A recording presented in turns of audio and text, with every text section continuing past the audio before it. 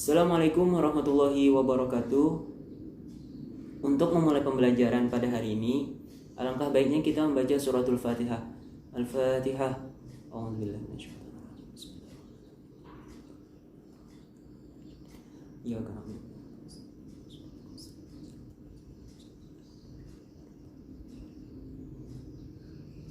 Berdoa selesai. Pada hari ini saya akan membawakan materi tentang wudhu yang meliputi pengertian wudhu, syarat-syarat wudhu, yang membatalkan wudhu, dan yang terakhir sunnah-sunnahnya wudhu. Langsung saja kita ke pengertian wudhu. Wudhu berasal dari bahasa Arab yang artinya bersih atau indah. Sedangkan menurut syara' ialah membersihkan anggota-anggota wudhu dari hadas kecil dengan rukun dan syarat-syarat tertentu. Perintah wudhu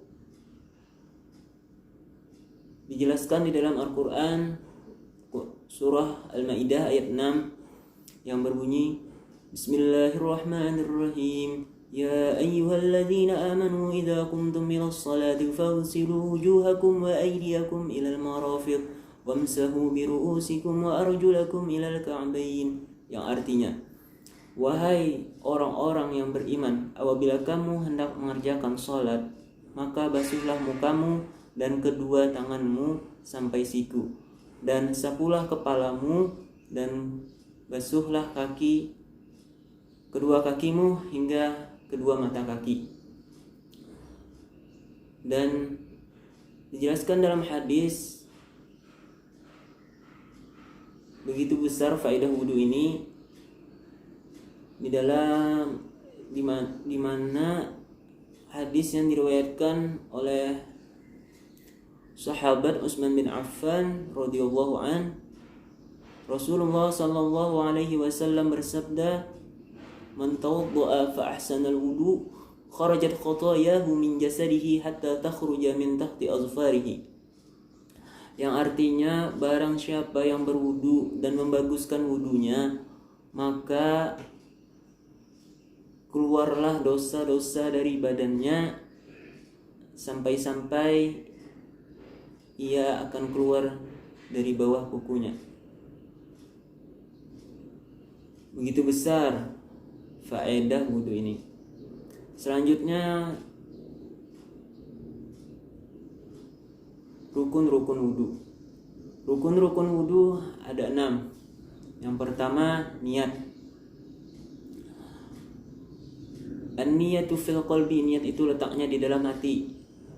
Yang sering kita dengar itu kan nawaitul wudu'a li raf'il hadasil asghari faradan lillahi ta'ala, itu lafaz, hukumnya sunnah. Jadi yang wajibnya di dalam hati itu, sengaja aku berwudu untuk menghilangkan hadas kecil fardu atasku karena Allah Ta'ala.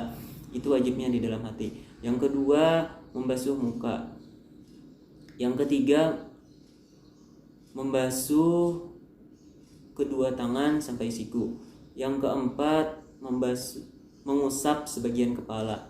Yang kelima, membasuh kedua kaki sampai kedua mata kaki.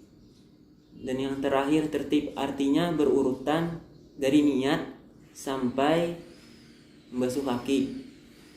Adapun syarat-syarat wudhu ada 5. Yang pertama, orangnya harus beragama Islam. Yang kedua, tidak berhadas besar. Dijelaskan di dalam kitab Safinatun Najah, al-ahdatsu sunani asgharu wa akbar. Fal asgharu ma aujabal wudu wal akbaru ma aujabal ghusl. Jadi misalnya seseorang wanita sehabis haid, maka dia harus mandi wajib atau mandi besar dahulu baru bisa berwudu. Karena apabila dia berwudu akan tetapi belum melaksanakan mandi besar atau wajib, maka hukum wudunya tidak sah. Yang ketiga, dengan air suci lagi mensucikan Di dalam mazhab Imam Syafi'i, air terbagi menjadi 4. Yang pertama, air suci lagi mensucikan, yaitu air mutlak. Contohnya seperti air hujan, air sungai, atau air dari mata air. Yang kedua, air suci lagi mensucikan, akan tetapi kita makruh memakai air itu. Contohnya seperti air musyammas. Air musyammas ini air yang bersangat syadidul harrah, air yang bersengatan sangat panas. Jadi dimakruhkan kita untuk memakai air ini. Akan tetapi sah-sah saja apabila kita menggunakannya untuk bersuci. Yang ketiga, air suci akan tetapi tidak mensucikan. Contohnya air mustakmal. Air mustakmal ini adalah air yang habis dipakai setelah bersuci. Contohnya air sehabis wudu. Dan yang terakhir, air mutanajis.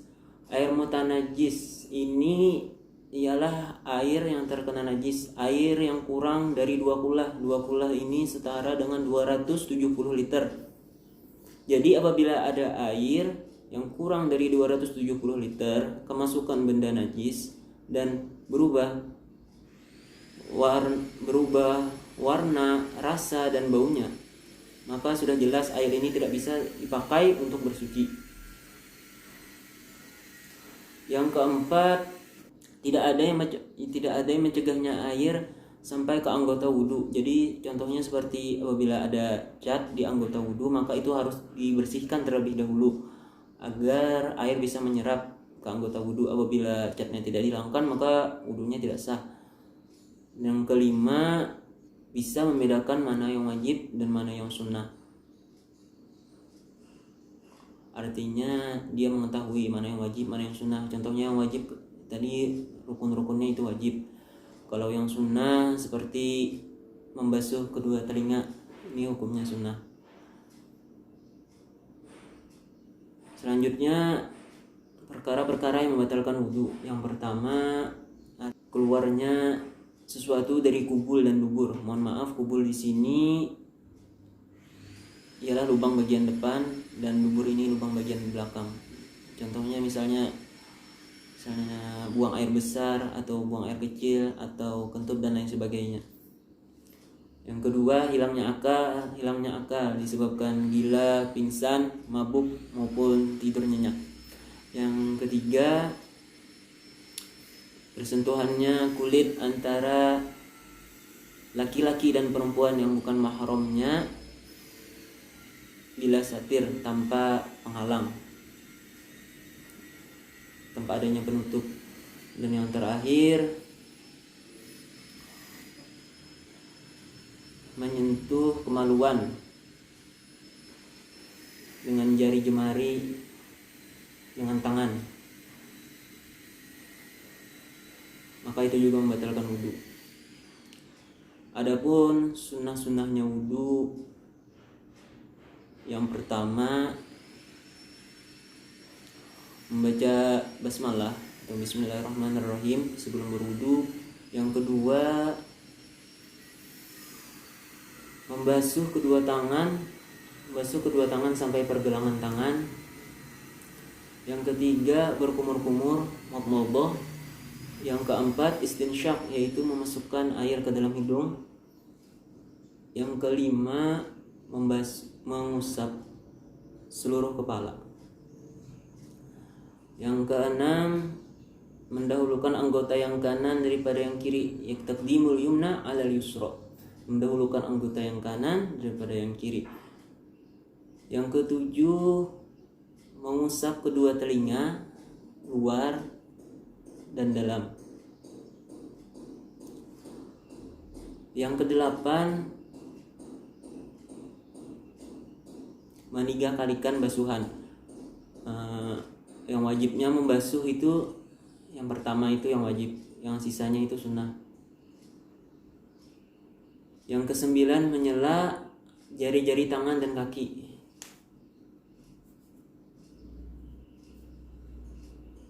Yang ke-10, membaca doa sehabis berwudu, yaitu Allahumma ja'alni minat tawwabina wa ja'alni minal mutatahhirin wa ja'alni min ibadikas sholihin. Mungkin itu saja pembelajaran kita pada hari ini. Untuk menutup pembelajaran kita pada hari ini,